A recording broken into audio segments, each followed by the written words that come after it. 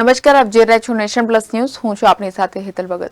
વડોદરા શહેરના કીર્તિ મંદિર, સુરસાગર સહિત વિવિધ મંદિરોમાં આજે 26 ડિસેમ્બરના રોજ દત્ત જયંતિની ઉજવણી કરવામાં આવી હતી, જેમાં આરતી, પાદુકા પૂજન તેમજ ભજન કીર્તનનું આયોજન કરવામાં આવ્યું હતું।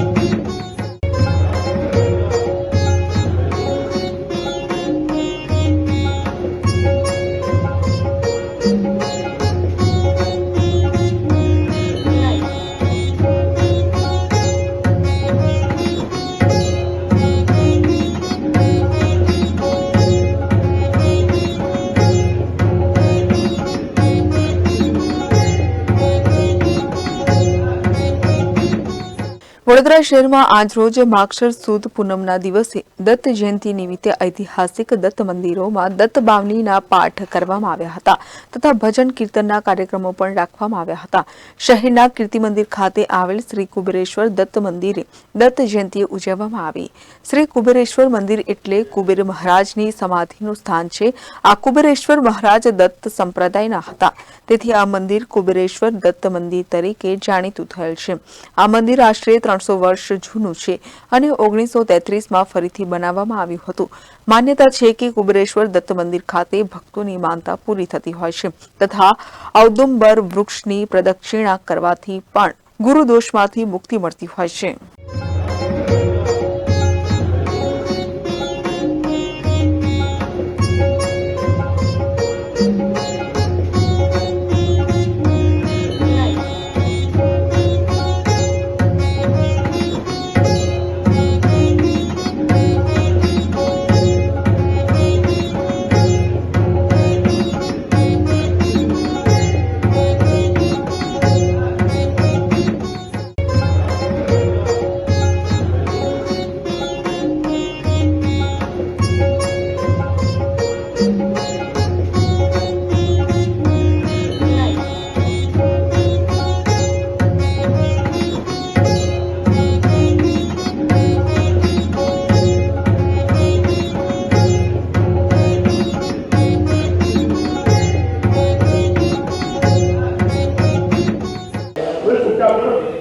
આજે માગશર સુદ પૂનમ છે અને પૂનમના દિવસે ભગવાન દત્તાત્રેયનું પ્રાગટ્ય થયેલું છે અને આજના રોજ સાંજે 6 વાગે 6 થી 7માં જન્મોત્સવનું કીર્તન થશે અને 7 વાગે ભગવાનનું પ્રાગટ્ય થશે।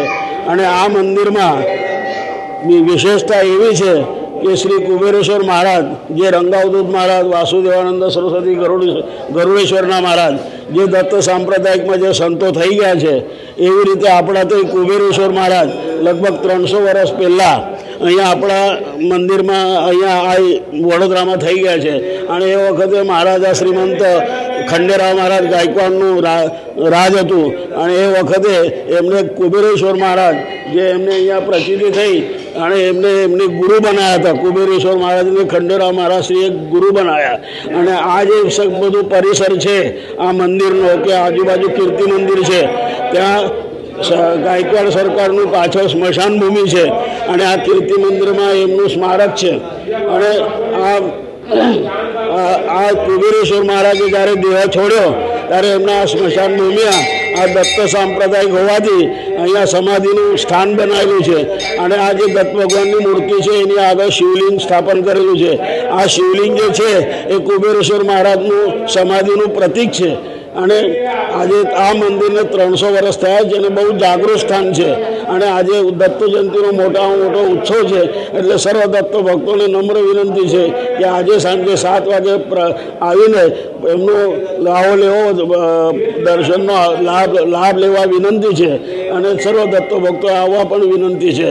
અને દર ગુરુવારે અહીંયા ભીડ જામે છે અને દર ગુરુવારે પણ અહીંયા સારી રીતે આરતી, પૂજન વગેરે બધું થાય છે। સાંજે ભજન હોય છે અને આવા બધા કાર્યક્રમો થાય છે।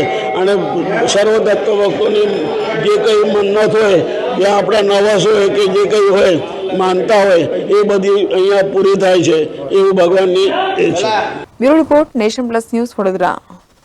સમાચારોનો સતત અપડેટ મેળવવા માટે અમારી નેશન પ્લસ ન્યૂઝની યુટ્યુબ ચેનલને સબસ્ક્રાઇબ કરો, બેલ આઇકન દબાવો અને ફોલો કરો ફેસબુક, ઇન્સ્ટાગ્રામ અને ટ્વિટર પર.